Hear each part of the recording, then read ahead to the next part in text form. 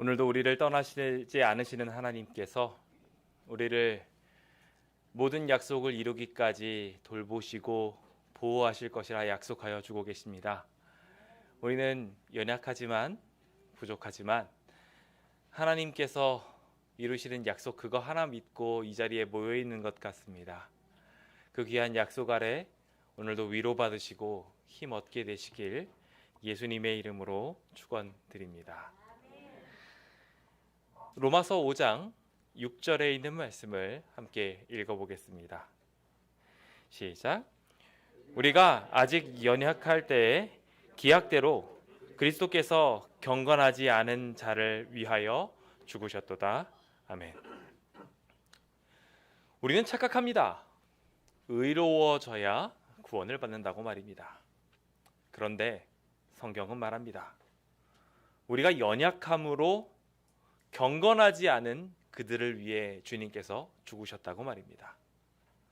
풍족한 이에게는 은혜 어울리지 않습니다.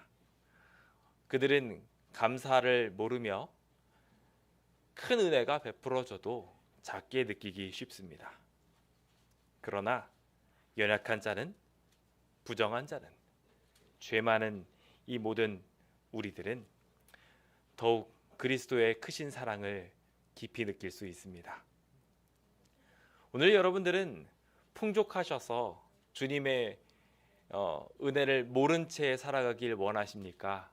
아니면 연약해져서 부족해져서 주님의 은혜 가운데 머물기를 원하십니까? 질문을 드리는데 한숨이 나오는군요.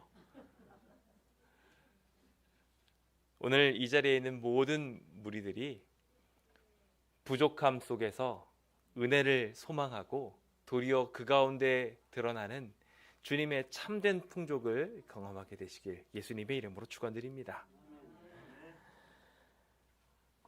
부자가 돼야 복을 받았다고 생각했던 예수 그리스도 당시의 인식은 오늘날에도 여전히 유효합니다. 이런 인식은 신앙의 열매에 있어서도 동일하게 나타나게 되어서 이것도 잘하고 저것도 잘하고 신앙의 열매들을 많이 맺어야지 구원을 받을 수 있다고 착각하게 만듭니다. 그런데 말입니다. 부자가 복을 받는 걸까요? 복을 받아야 부자가 되는 걸까요? 여러분은 무엇이 답이라고 생각하십니까? 전자입니까? 후자입니까? 부자가 복을 받는 건가요? 아니면 복을 받아야 부자가 되는 건가요? 우리가 상식적으로 생각을 해봐도 복을 받아야 부자가 될 수 있는 것입니다. 우리는 이 일의 선후관계를 명확하게 알 줄 알아야 됩니다. 그런데 안타깝게도 많은 사람들이 이것을 거꾸로 하려다 보니까 부자가 돼서 복을 받으려고 하니 실패하는 경우들이 참 많았지요.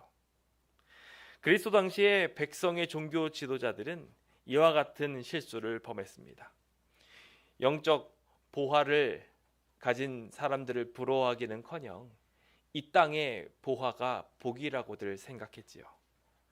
그래서 누가복음에서는 그러한 상황들을 기도하고 찬양하기까지 하는 모습들을 봅니다. 내가 저 다른 사람들과 같지 않음에 대하여 감사하며 영적으로도 육적으로도 내가 조금 더 나은 위치에 있다고 착각하고 있었습니다. 그런데 하나님께서는 이와 같이 풍족한 중에 있는 사람들에게는 도리어 부족함이 드러나게 되었다고 말씀하셨고, 연약하고 부족한 이런 부족한 우리 사람들에게는 하나님의 풍성한 은혜와 복이 충만하다고 말하고 계십니다. 오늘 우리는 마태복음 5장에 있는 말씀을 통해 하나님께서 도리어 반전시키셔서 우리에게 복 주시는 귀한 은혜의 말씀들을 나누려고 합니다. 흔히 팔복이라고 적혀 있는 이 말씀, 그 이야기들을 다시 한번 우리의 삶에 나누며 우리의 의식, 잘 먹고 잘 사는 게 복이야 라는 잘못된 의식을 반전시키는 귀한 시간 되시기를 예수님의 이름으로 축원드립니다. 로마서 2장 15절은 우리가 완전한 길을 사모하지만 안타깝게도 그 완전한 길이란 존재하지 않음에 대하여 이렇게 말합니다. 율법을 듣는 자가 의인이 아니라 오직 율법을 행하는 자라야 의롭다 하심을 받을 수 있는데, 안타깝게도 기록된 바 의인은 있어요, 없어요? 없어요. 우리는 이런 길들을 걸어가며 완전이라는 곳을 향하여 나아가려고 잘못된 길을 걷곤 합니다. 그러다 보니 신앙이 어렵고 지치는 겁니다. 그러다 보니 우리는 하나님이 없는 신앙을 하기도 하지요. 하지만 하나님께서는 이 완전한 길을 이룰 수 있도록 우리에게 이미 다 준비해 놓으셨습니다. 그래서 우리가 예수 그리스도를 의지합니다 라고 말하는 그 순간, 바로 그때 우리는 부족하지만 우리에게 당신이 만드신 완전한 의를 덮어 씌워 주시지요. 그런데 지금 이 순간에도 우리는 조금이라도 완전한 길을 계속해서 사모합니다. 의를 따라갔던 많은 이들, 그들이 성공했을까요? 우리가 하나님의 말씀을 열심히 본다고 해가지고 그 열심히 보고 또 순종한다고 해가지고 그것을 우리가 지킬 수 있었겠냐는 말입니다. 그래서 일주일 동안 건강하게 사셨습니까? 아니요, 저도 건강하지 못하게 되어버리고 말았습니다. 완전한 길을 걸어보려고 최선을 다해보겠다고 했는데 도리어 더 부족한 몸이 되어버리고 말았습니다. 신앙을 하는 데 있어서도 동일한 모습들이 많이들 등장합니다. 베드로는 예수님께서 십자가에 달려 돌아가시겠다고 하자 더 완전한 목표를 세웠습니다. 그리고 나는 여기 있는 이 제자들이 다 주님을 버린다 할지라도 끝까지 주님을 따르겠습니다라는 가장 높은 목표를 세웠습니다. 예수님의 제자들 중에서 가장 높은 목표, 가장 완전한 의라고 생각한 목표를 두었지요. 그런데 안타깝게도 그렇게 열심히 달렸지만 어떻게 됐습니까? 도리어 예수님을 부인하고 말았습니다. 이스라엘도 동일한 길을 걸었고 우리도 어쩌면 그 길을 걷고 있는지 모릅니다. 율법을 다른 개신교보다 더 잘 지켜보겠다고, 주님 사랑을 더 많이 이뤄보겠다고 아둥바둥 거리지만 안타깝게도 그건 복이 아니고 그건 우리가 이룰 수도 없는 일이라는 것을 확인하게 됩니다. 우리가 믿음을 의지하지 않고 행위를 의지하게 되자 도리어 반석되신 하나님 앞에 더 크게 부서질 수밖에 없게 되었던 것입니다. 오늘 우리의 삶을 예수 그리스도께 의탁하기로 결심하게 되길 예수님의 이름으로 축원드립니다. 주님을 믿고 의지하는 모든 백성들은 율법의 행위가 아닌 예수 그리스도를 믿음으로 말미암아 구원을 얻게 될 것입니다. 그 구원을 믿고 그 은혜 가운데 오늘 행복과 평안함을 누리게 되시길 예수님의 이름으로 축원드립니다. 제가 설교 말씀을 할 때마다 많은 분들이 표정이 막 밝아졌으면 좋겠는데 점점 어두워진다는 느낌을 받을 때가 있습니다. 첫째로 시간이 길어질 때 우리 성도님들이 얼굴 표정이 굳어지기 시작하십니다. 은혜는 짧고 굵게 누려야 되는 것 같습니다. 그리고 또 하나 느끼는 것은 우리의 의무들에 대해서 나열하는 이야기들이 들려지는 것 같을 때, 그럴 때 얼굴들이 굳어집니다. 그런데 우리가 잘 생각해 보아야 될 것이 있습니다. 하나님께서 우리한테 율법을 왜 주셨는지 그 목표를 생각해 보면 그 율법이라는 용도 자체가 오늘 우리의 삶에 그것을 해야 한다라는 지침을 보여주는 것은 분명히 맞지만 그것을 이룰 수 있다고 말하고 있지는 않다는 것을 명확하게 확인할 수 있습니다. 우리가 잘 아는 것처럼 율법은 우리의 부족을 깨닫게 하는 데 있습니다. 그러니까 오늘 설교를 들으면서 내 자아가 부족하다, 내가 이 일을 이룰 수 없겠다, 이것도 저것도 해야 되는데 내가 할 수 없다라는 생각이 들 때마다 우리의 표정은, 우리의 눈은 어디를 향해야 할까요? 저 하늘을 향해야 합니다. 하나님께서 우리에게 복을 주신다는 것을 믿고 의지하는 것이 오늘 우리가 제일 선결해야 되는 일이며, 이 말씀을 통하여 우리가 계속해서 생각해야 될 부분인 것입니다. 그래서 우리는 은혜를 깨닫는 것에서부터 구원이 시작됨을 오늘 함께 나눠보려고 합니다. 많은 사람들이 설교를 자기개발과 동일선상에 두면서 그 자기개발 강의를 듣듯이 그렇게 말씀을 듣습니다. 그러니까 자꾸 그 말씀들을 자기에게 적용해가면서 난 이거 왜 못할까, 저것도 못할까 하면서 그것을 이루지 못하는 상황들에 대하여 안타까워만 하지요. 마치 이것은 세상에서 조금이라도 더 돈을 벌어보겠다고 하는 풍습과 동일합니다. 영적으로도 그것을 내 힘으로 내가 이루어보겠다고 하니 실패하게 되는 것입니다. 그것은 복이 아닙니다. 복은 하나님이 주시는 거지 내가 이루는 것이 아닙니다. 그런데 우리는 안타깝게도 그 영적인 부자가 되겠다고 스스로들 노력합니다. 그 목표가 만들어져야 내가 복을 받았다고 생각을 합니다. 정직해져야 복을 받았다고 생각을 하고, 그리고 동일하게 선을 행할 수 있어야 복을 받았다고 생각합니다. 아니요, 복은 그렇게 이르는 것이 아닙니다. 주님이 우리와 함께 하실 때 선물로 주어지는 것이지요. 오늘 그 복에 대하여 팔복을 함께 나눠보며 어떤 사람들이 복 있는 사람들인지에 대하여 다른 시각으로 함께 보려고 합니다. 아직도 우리 마음속 깊은 곳에 내가 교회 출석을 조금 더 잘해야, 예배 시간에 졸지 않아야, 헌금을 좀 더 잘해야, 그래야지 내가 신앙을 잘하는 거고 복을 많이 받는 거다, 이런 식으로 생각하시는 분 계시다면 주님께서 얼마나 큰 사랑을 가지셨는지 분명하게 느끼게 되시길 예수님의 이름으로 축원드립니다. 자, 그럼 첫 번째로 팔복에 대한 파트를 나눠보길 원하는데요. 첫 번째 우리가 나누게 될 복의 근본적인 모습은 풍족이 아니라, 완전이 아니라 도리어 결핍이라는 것입니다. 고린도후서 13장 9절에 있는 말씀, 너무 잘 아시는 말씀이죠. 함께 읽겠습니다. 시작. 우리가 약할 때에 너희가 강한 것을 기뻐하고 또 이것을 위하여 구하니 곧 너희가 온전하게 되는 것이라. 강하다는 것은 상대적입니다. 제가 조금 더 강할 수 있을지 모르지만 저보다 더 강한 사람이 있을까요? 없을까요? 굉장히 많습니다. 똑똑할 수 있겠지만 상대적으로 더 똑똑한 이들이 있을 수 있지요. 우리는 안타깝게도 이 비교적인 부분에 있어서 끊임없이 노력하는 경우들이 많습니다. 그러니 오히려 이 강함을 추구하고 부요를 추구하고 더 많은 재능들을 얻으려고 해도 계속해서 더 많은 것을 가졌지만 결핍을 느끼게 되는 것이지요.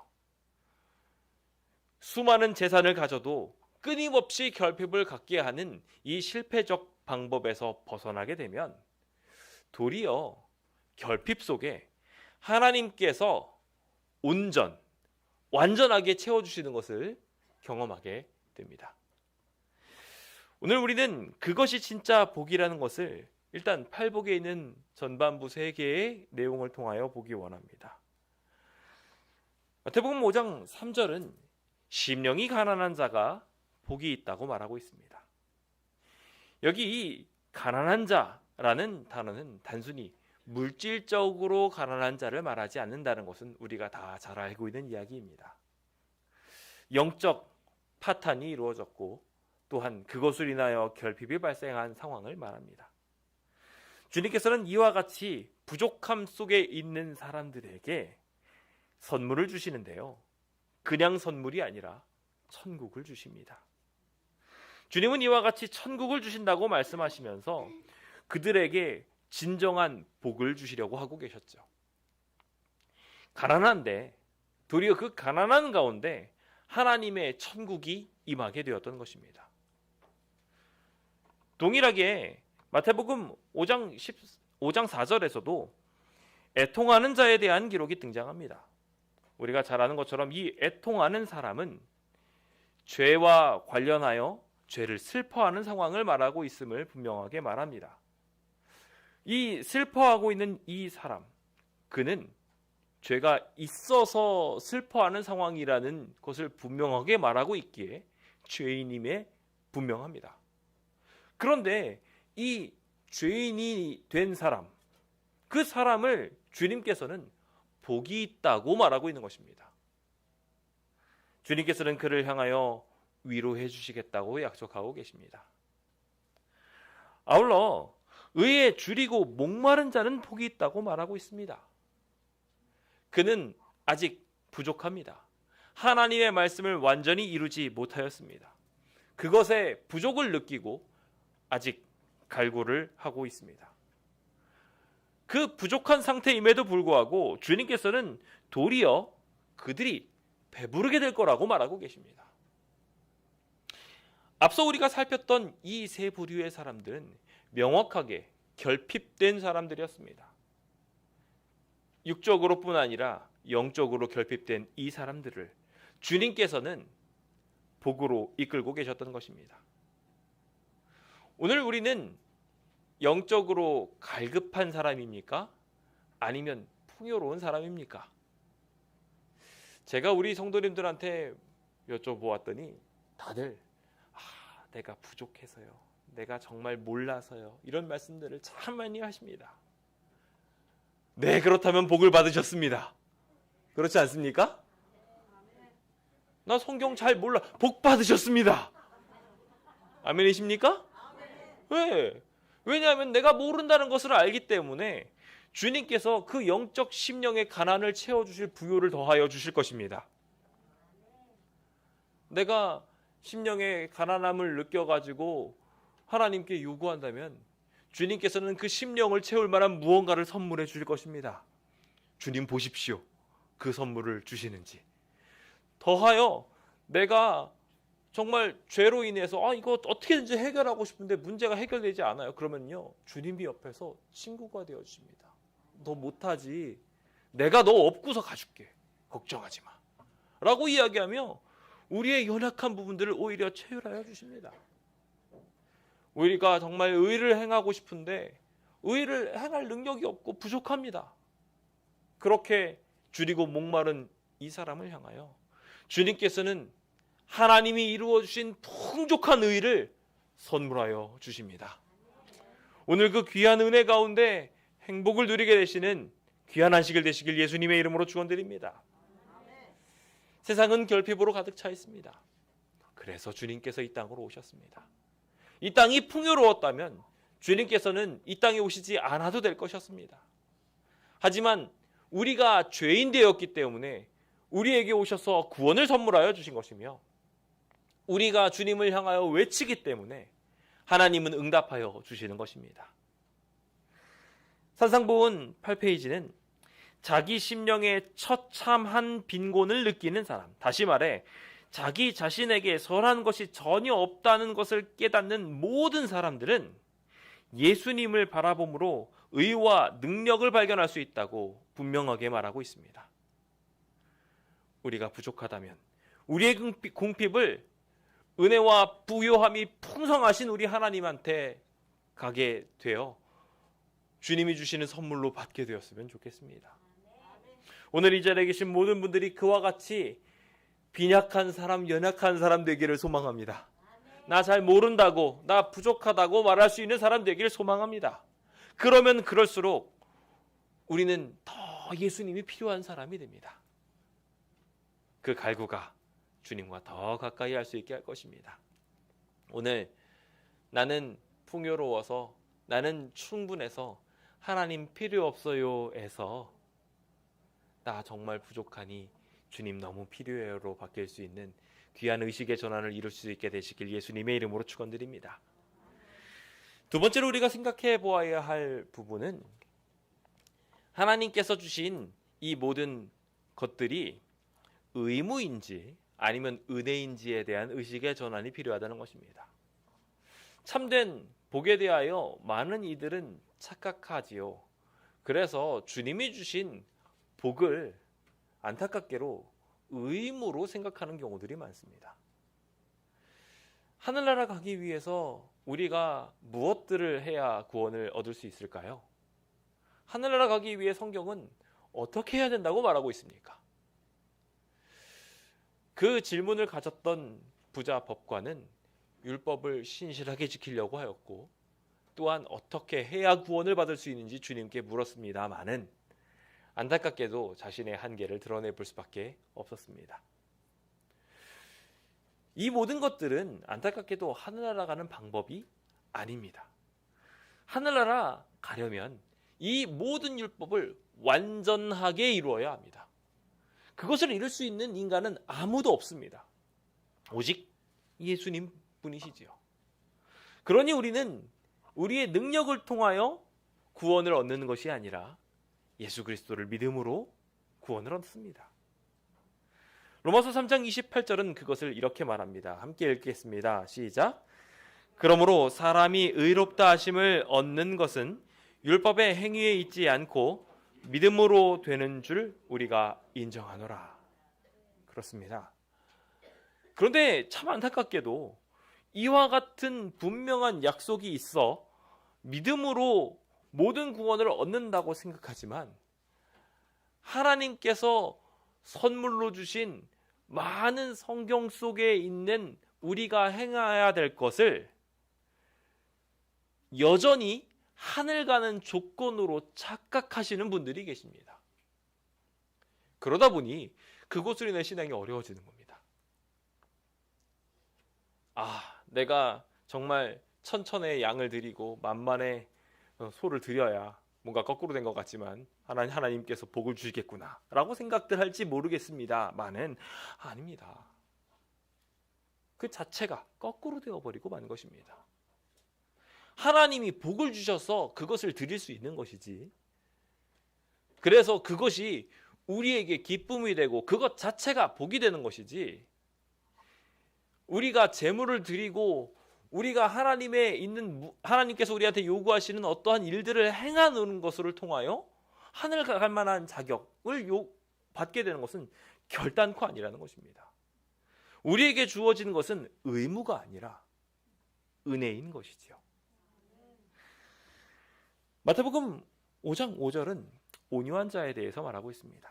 여기 온유란 단어는 이제 외형적인 폭력이나 잔인함의 반대에 불과한 것뿐만 아니라 도리어 적극적인 사랑까지도 포함하고 있는 단어라고 합니다. 그러니까 이 온유한 사람은요, 그냥 단순히 그냥 주변 사람들이 화를 내고 짜증을 낸다고 해가지고 그것을 온유하게 받아들여주는 사람 정도에서 끝나는 게 아니라 도리어 그 사람을 더 사랑하고 품어줄 수 있는 이야기까지도 포함하고 있습니다.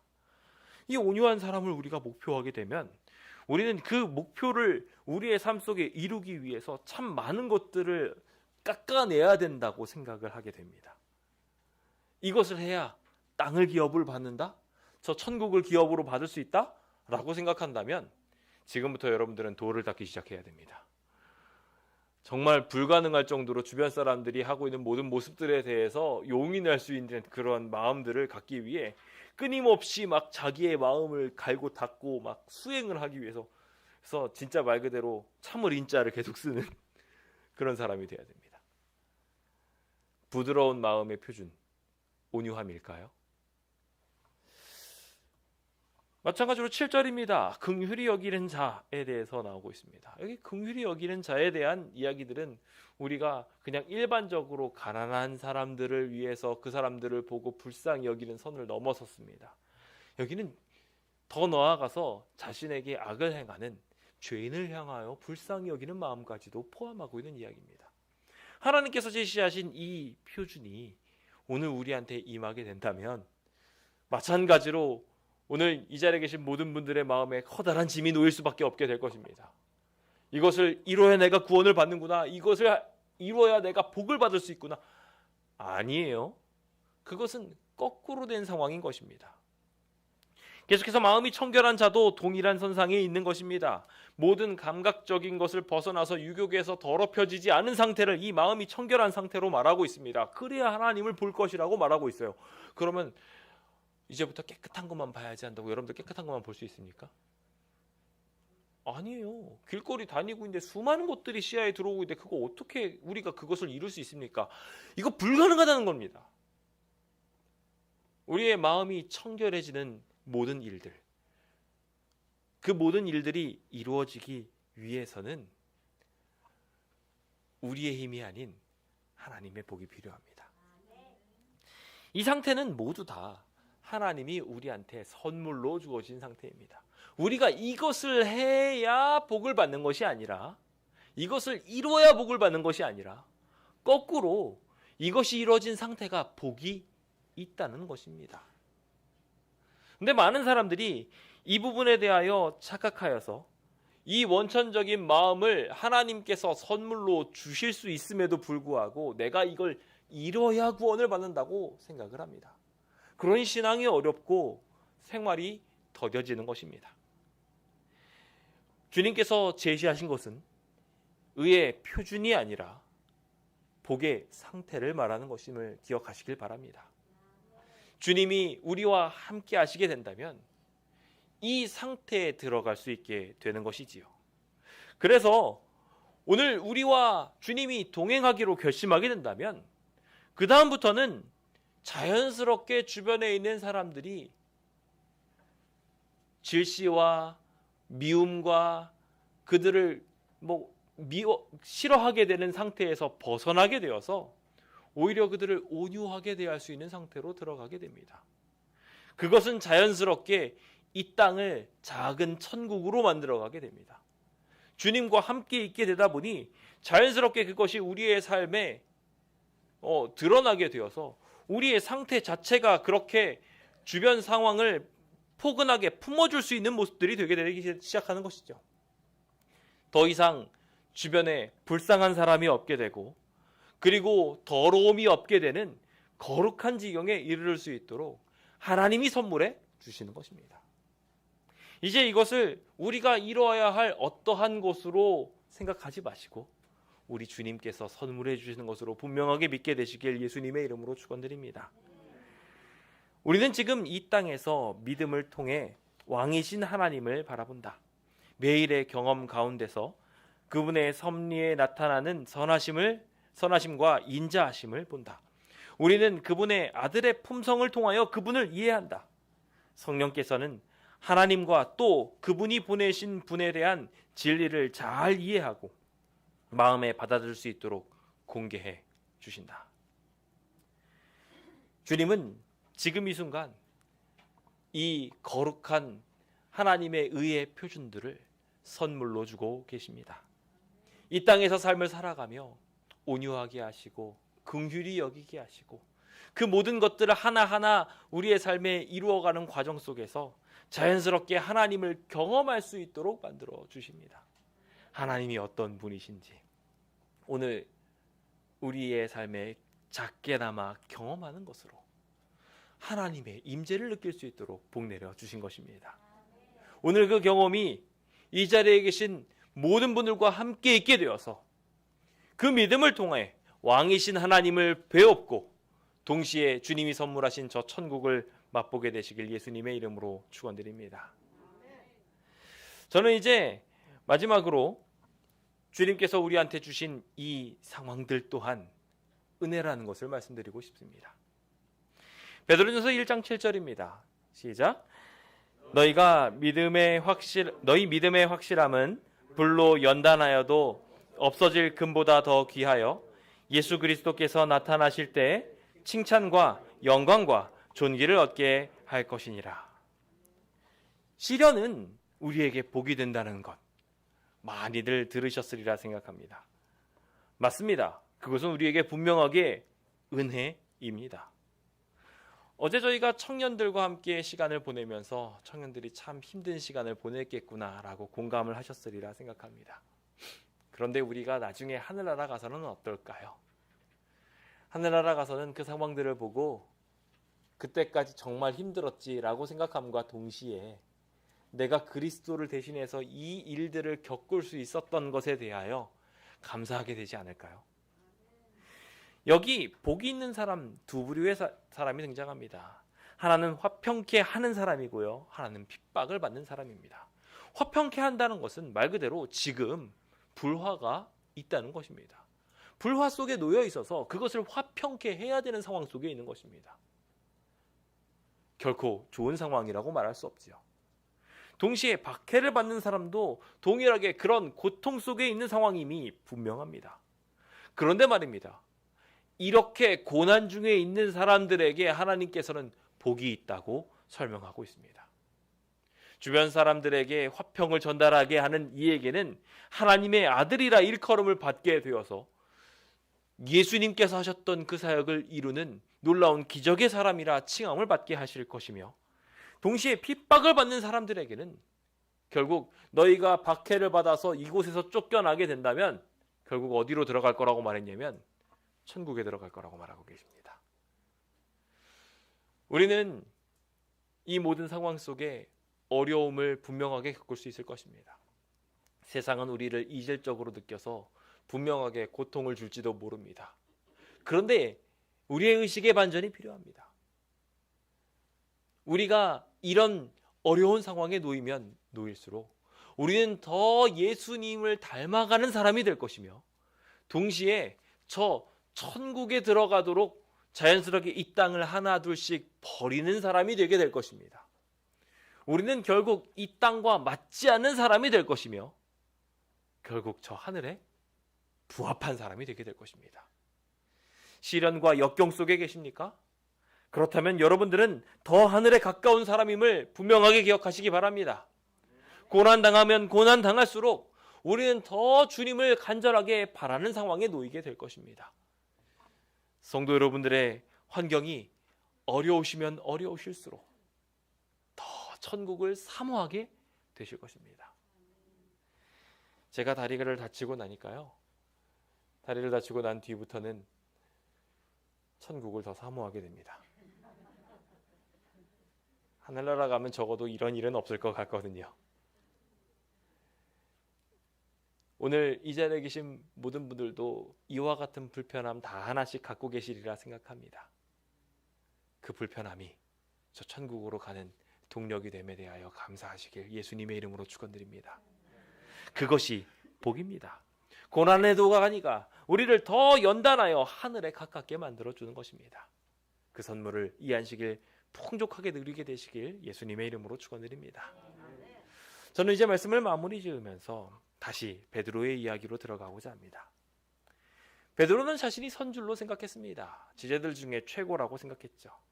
하지만 주님은 그렇게 최상의 상태에 놓였다고 생각했던, 내가 모든 걸 이룰 수 있고 주님을 위해 이런 것도 헌신할 수 있다고 생각했던 바로 그 순간엔 끊임없이 넌 안 돼 라고 말씀하셨습니다.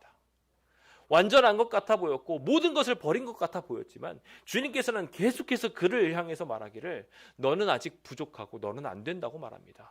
도리어 가장 최고조로 말하였을 때 3번 나를 부인하겠다고 말씀하셨죠.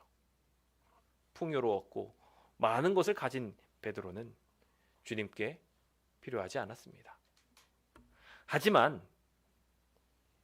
그가 3번 주님을 부인하고 더 이상 예수님을 바라볼 용기마저 갖지 못할 정도로 연약해지게 되었을 때, 그 결핍이 드러나는 그 순간 주님께서는 내 양을 먹이라는 주님의 사명을 주셨고, 주님이 함께 하신다라는 귀한 언약을 분명하게 보여주셨습니다. 주님은 완전한 사람을 쓰시는 것이 아니라 부족한 사람을 사용하십니다. 내가 연약하기 때문에 주님께서 역사하실 수 있었던 것이지요. 지금 우리의 상황은 분명히 우리의 의식을 반전시키려고 하시는 하나님의 은혜의 과정 속임을 분명하게 기억합니다. 지금 우리가 이 고난을 당하는 것은, 이 성전이 어렵고 우리가 경제적으로 어려움을 겪으며 건강에 힘듦을 경험하는 것 모두가 다 의식의 반전을 일으켜서 내가 이것으로 인한 더 이상 행복을 누릴 수 없구나라는 것을 깨닫게 하려는 하나님의 귀한 섭리인 것입니다. 하나님은 부족을 깨닫고 주님을 의지하는 사람에게 나타나셔서 구원하여 주실 것입니다. 이제 여러분들이 참된 복의 상태로 들어가게 되어서 주님을 갈구하게 되시고 주님을 경험하길 바라시며 더 나아가 연단 속에 놓이기를 소망하는 진짜 주의 백성 되시길 간절히 바랍니다. 하나님이 모든 행위를 의롭게 만드시며 은혜 가운데 풍족하게 만들어 주실 것입니다. 그 충족한 은혜가 오늘 안식일 내내 함께 하시길 예수님의 이름으로 축원드리며 모든 말씀을 마칩니다. 감사합니다.